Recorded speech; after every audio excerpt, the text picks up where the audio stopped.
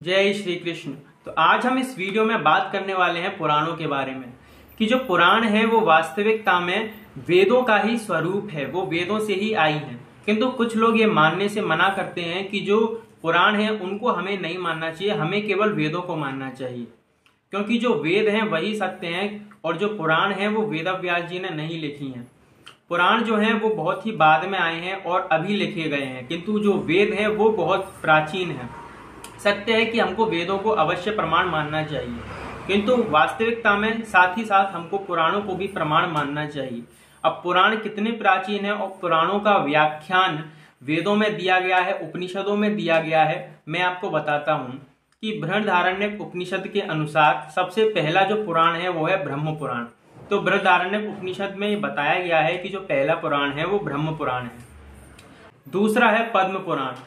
पद्म पुराण के बारे में ऋग्वेद के अंदर लिखा गया है। पद्म पुराण जो है भगवान विष्णु का जो नाभि थी उसके अंदर से एक कमल का फूल निकला था जिसके ऊपर ब्रह्मा जी बैठे हुए थे। तो जो वहां पर जो पद्म है, जो अन्न रूप बताया गया है, इसी अन्न रूप को यहाँ पर पद्म कह दिया गया है।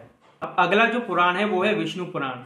विष्णु पुराण के बारे में तैत्तिरीय उपनिषद में लिखा गया है और तैत्तिरीय उपनिषद में विष्णु पुराण के बारे में लिखा है कि प्रजापति परमात्मा ने यजुर्वेद मूलक विष्णु पुराण को बनाया। तो यहाँ से जो है पुराणों की प्राचीनता सिद्ध होती है कि जो पुराण है वो कितने पुराने हैं। यहीं पर जो अगला पुराण है उसके बारे में बताया गया है। तो अब यहाँ पर जो अगली पुराण है अग्नि पुराण, उसके बारे में तैत्तिरीय उपनिषद में बताया गया है कि अग्नि जो है वो मेरी जीवा पर स्थित है। अग्नि पुराण मेरी जीवा पर स्थित है और वो मुझे कंठाग्र है। अब यहाँ पर किसी भौतिक अग्नि की बात नहीं की जा सकती, क्योंकि यदि हम यहाँ पर भौतिक अग्नि की बात कर लेंगे तो कोई भी सर्वसाधारण व्यक्ति अग्नि को अपने कंठ में रख ली, उसके लिए सरल बात नहीं होगी, क्योंकि यदि वो अग्नि को रखने का प्रयास करेगा अपनी जीवा के ऊपर, उसकी क्या स्थिति होगी। तो यहाँ पर हमको ग्रंथ ही लेना चाहिए। यहाँ पर अग्नि पुराण ही आ रहा है कि कोई भी सर्वसाधारण जो व्यक्ति होगा वो पुराणों का अध्ययन करेगा, उनका अवलोकन करेगा, तब वो जाकर के उस पुराण को अपने कंठ में स्थित कर सकता है, जब वो धारा प्रवाह कुछ बोल सकता है उस पुराण के अनुसार। तो अब जो अगली पुराण के बारे में बताया जा रहा है उसका नाम है भविष्य पुराण। उत्तरकालीन वर्णों से सृष्टि के इतिहास का यहाँ पर उपसंहार किया गया है। तैत्तिरीय उपनिषद के अनुसार भी भविष्य पुराण को मान्यता दी गई है। अब आगे जो पुराण बताया जा रहा है उसका नाम है गरुड़ पुराण। शतपथ के अनुसार गरुड़ पुराण में बताया गया है कि जो गरुड़ जी हैं वो सभी पक्षियों के राजा हैं और पक्षियां ही उनकी प्रजा हैं और वे पुराण के ज्ञाता हैं। आगे ही पुराण का वर्णन किया गया है। शतपथ के अनुसार मत्स्य पुराण के बारे में बताया गया है।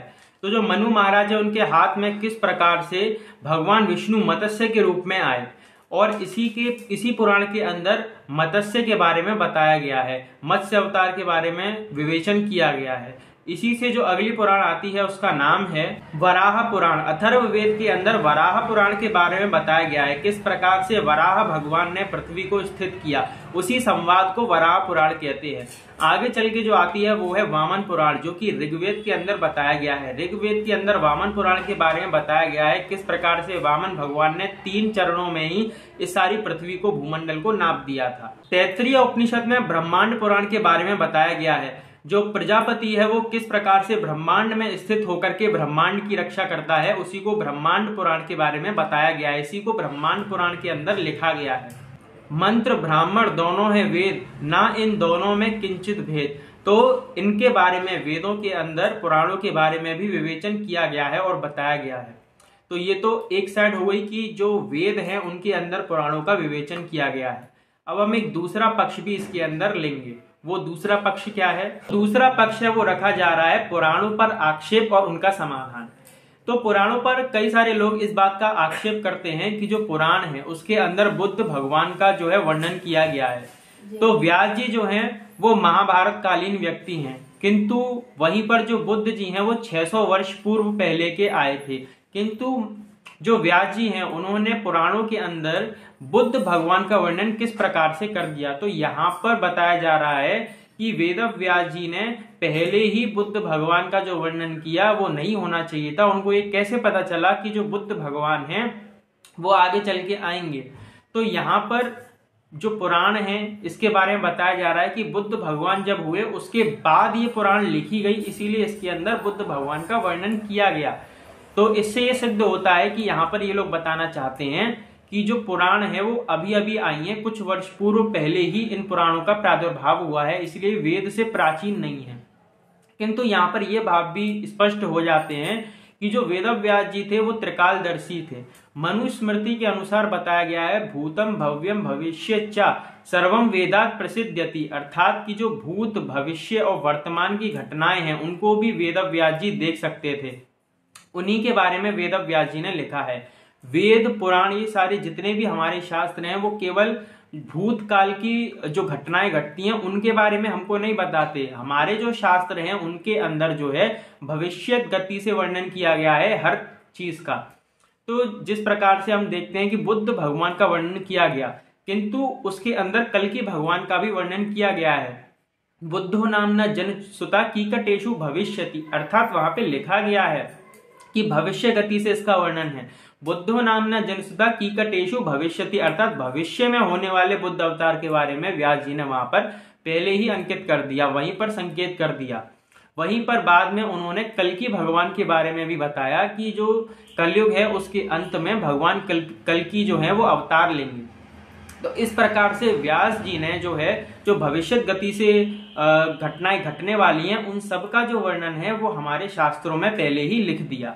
इससे यह सिद्ध होता है कि भूतम भव्यम भविष्य चा से कि भूत भविष्य वर्तमान इन तीनों की घटनाओं का प्रतिपादन करती हैं। कौन? पुराणों के अंदर इन तीनों घटनाओं के बारे में विदित होता है, न कि केवल जो भूतकाल की घटनाएं हैं उनके बारे में।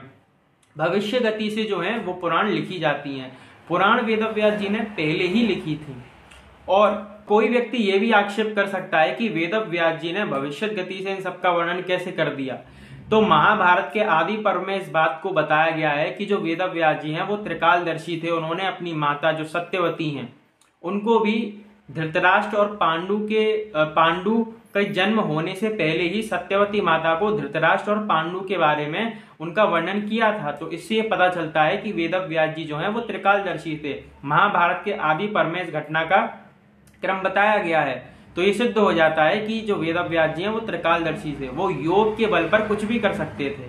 तो यहाँ पर ये आक्षेप फिर नहीं रखा जा सकता कि जो व्यास जी हैं उन्होंने बुद्ध अवतार या फिर कल्कि अवतार का वर्णन भविष्य गति से कैसे कर दिया, क्योंकि इसका पहले ही खंडन हो चुका है कि वो त्रिकालदर्शी थे। इस बात को दयानंद सरस्वती जी ने अपने यजुर्वेद भाष्य में भी स्वीकार किया है कि जो मनुष्य है वो अपनी आत्मा के साथ जब परमात्मा के साथ उसका योग हो जाता है तो उसके अंदर अणिमा आदि सिद्धियां आ जाती हैं, जिसके कारण वो जो व्यक्ति है वो कुछ भी करने में समर्थ हो सकता है, किसी भी लोक को जा सकता है, वो क्षण भर के अंदर कहीं पे भी पहुंच सकता है। जो स्थान एक आम व्यक्ति के लिए, सर्वसाधारण व्यक्ति के लिए जाना दुर्लभ है, स्वर्ग आदि लोकों में, वो वहां पर भी जा सकता है। उसकी जो गति है वो वहां पर भी हो सकती है। ठीक इसी प्रकार से जो वेदव्यास जी थे और जो अन्य हमारे महापुरुष थे, जो इन्होंने योग के बल पर ये सारी घटनाएं की, और ये सर्व विदित होता है कि उनके अंदर ऐसी दिव्य शक्तियां थी जिसके बल पर वो ये सारे कार्य कर सकते थे और भविष्य, भूत और वर्तमान इन सारी घटनाओं का वर्णन वो अपनी आंखों से देख सकते थे। बाकी छांदोग्य श्रुति के 8वें अध्याय के अनुसार बताया गया है कि जो इंद्रियों की गति है वो केवल वर्तमान तक सीमित होती है, किंतु जो हमारा मन है वो दिव्य चक्षु होता है।